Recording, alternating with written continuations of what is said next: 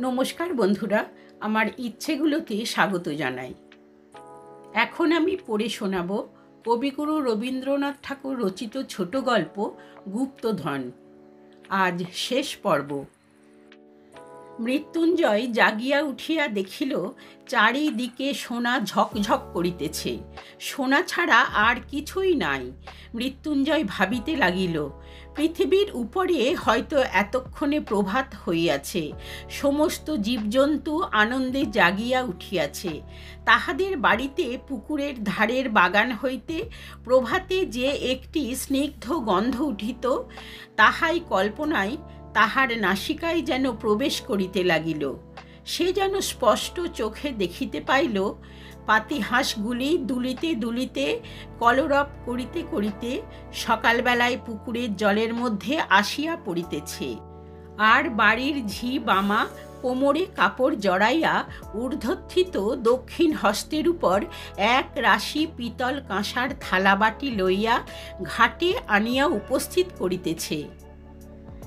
মৃত্যুঞ্জয় দ্বারে আঘাত করিয়া ডাকিতে লাগিল, ওগো সন্ন্যাসী ঠাকুর, আছো কি? দ্বার খুলিয়া গেল। সন্ন্যাসী কহিলেন, কি চাও?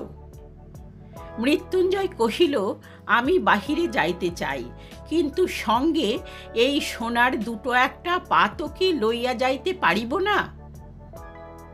সন্ন্যাসী তাহার কোনো উত্তর না দিয়া নূতন মশাল জ্বালাইলেন, পূর্ণ কমণ্ডলু একটি রাখিলেন, আর উত্তরীয় হইতে কয়েক মুষ্টি চিঁড়া মেঝের উপর রাখিয়া বাহির হইয়া গেলেন।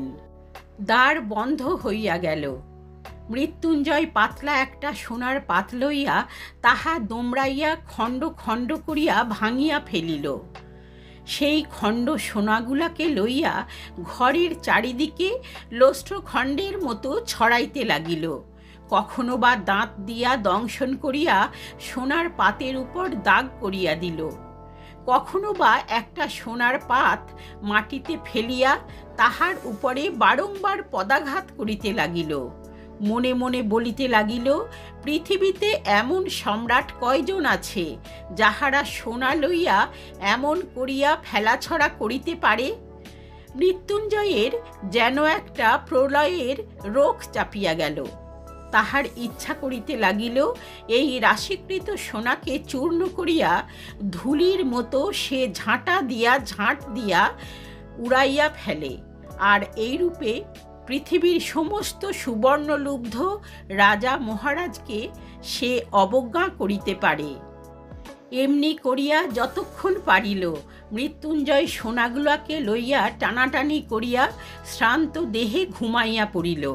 ঘুম হইতে উঠিয়া সে আবার তাহার চারিদিকে সেই সোনার স্তূপ দেখিতে লাগিল। সে তখন দ্বারে আঘাত করিয়া চিৎকার করিয়া বলিল, ওগো সন্ন্যাসী, আমি এ সোনা চাই না, সোনা চাই না। কিন্তু দ্বার খুলিল না। ডাকিতে ডাকিতে মৃত্যুঞ্জয়ের গলা ভাঙিয়া গেল, কিন্তু দ্বার খুলিল না। এক একটা সোনার পিণ্ড লইয়া দ্বারের উপর ছুঁড়িয়া মারিতে লাগিল, কোনো ফল হইল না। মৃত্যুঞ্জয়ের বুক দমিয়া গেল। তবে আর কি সন্ন্যাসী আসিবে না? এই স্বর্ণ কারাগারের মধ্যে তিলে তিলে পলে পলে শুকাইয়া মরিতে হইবে? তখন সোনাগুলাকে দেখিয়া তাহার আতঙ্ক হইতে লাগিল। বিভীষিকার নিঃশব্দ কঠিন হাস্যের মতো ওই সোনার স্তূপ চারিদিকে স্থির হইয়া রহিয়াছে। তাহার মধ্যে স্পন্দন নাই, পরিবর্তন নাই। মৃত্যুঞ্জয়ের যে হৃদয় এখন কাঁপিতেছে, ব্যাকুল হইতেছে, তাহার সঙ্গে উহাদের কোনো সম্পর্ক নাই, বেদনার কোনো সম্বন্ধ নাই। এই সোনার পিণ্ডাগুলা আলোক চায় না, আকাশ চায় না, বাতাস চায় না, প্রাণ চায় না, মুক্তি চায় না। ইহারা এই চির অন্ধকারের মধ্যে চিরদিন উজ্জ্বল হইয়া, কঠিন হইয়া, স্থির হইয়া রহিয়াছে। পৃথিবীতে এখন কি গোধূলি আসিয়াছে? আহা, সেই গোধূলির স্বর্ণ, যে স্বর্ণ কেবল ক্ষণকালের জন্য চোখ জুড়াইয়া অন্ধকারের প্রান্তে কাঁদিয়া বিদায় লইয়া যায়। তাহার পরে কুটিরের প্রাঙ্গণতলে সন্ধ্যা তারা এক দৃষ্টি চাহিয়া থাকে। গোষ্ঠে প্রদীপ জ্বালাইয়া বধূ ঘরের কোণে সন্ধ্যাদীপ স্থাপন করে। মন্দিরে আরতির ঘণ্টা বাজিয়া ওঠে। গ্রামের ঘরের অতি ক্ষুদ্রতম তুচ্ছতম ব্যাপার আজ মৃত্যুঞ্জয়ের কল্পনা দৃষ্টির কাছে উজ্জ্বল হইয়া উঠিল। তাহাদের সেই যে ভোলা কুকুরটা লেজে মাথায় এক হইয়া উঠানের প্রান্তে সন্ধ্যার পর ঘুমাইতে থাকিত, যে কল্পনাও তাহাকে যেন ব্যথিত করিতে লাগিল।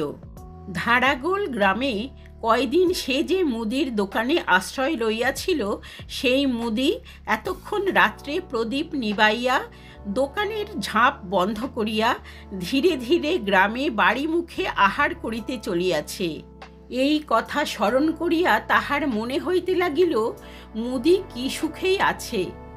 আজ কি বার কে জানে, যদি রবিবার হয় তবে এতক্ষণে হাটের লোক যে যার আপন আপন বাড়ি ফিরিতেছে, সঙ্গচ্যুত সাথীকে ঊর্ধ্বস্বরে ডাক পাড়িতেছে, দল বাঁধিয়া খেয়া নৌকায় পার হইতেছে, মেঠো রাস্তা ধরিয়া শস্যক্ষেত্রের আল বাহিয়া পল্লীর শুষ্ক বংশপত্রখচিত অঙ্গন পার্শ্ব দিয়া চাষি লোক হাতে দুটো একটা মাছ ঝুলাইয়া মাথায় একটা চুপড়ি লইয়া অন্ধকারের আকাশ ভরা তারায় ক্ষীণ আলোকে গ্রামে গ্রামান্তরে চলিয়াছে।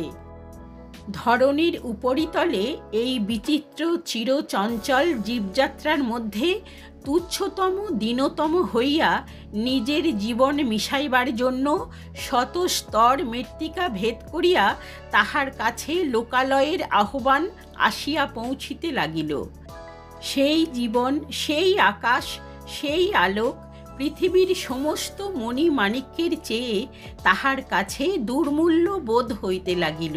তাহার মনে হইতে লাগিল, কেবল ক্ষণকালের জন্য একবার যদি আমার শ্যামা জননী ধরিত্রীর ধূলিক্রোড়ে সেই উন্মুক্ত আলোকিত নীলাম্বরের তলে সেই তৃণপত্রের গন্ধবাসিত বাতাস বুক ভরিয়া একটি মাত্র নিঃশ্বাস গ্রহণ করিয়া মরিতে পারি, তাহা হইলেও জীবন সার্থক হয়। এমন সময় দ্বার খুলিয়া গেল।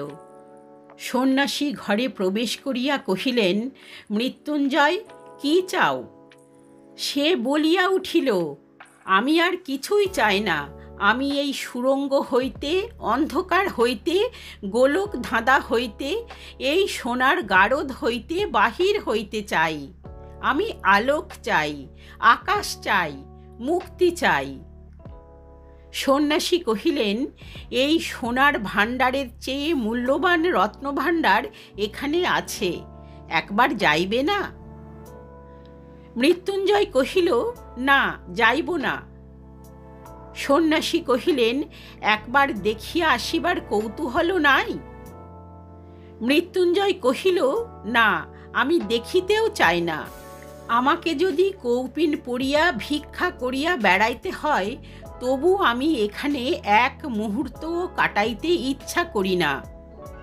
সন্ন্যাসী কহিলেন, আচ্ছা, তবে এসো।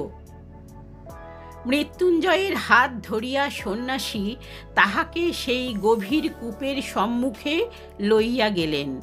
তাহার হাতে সেই লিখনপত্র দিয়া কহিলেন, এখানি লইয়া তুমি কি করিবে? মৃত্যুঞ্জয় সে পত্রখানি টুকরা টুকরা করিয়া ছিঁড়িয়া কূপের মধ্যে নিক্ষেপ করিল।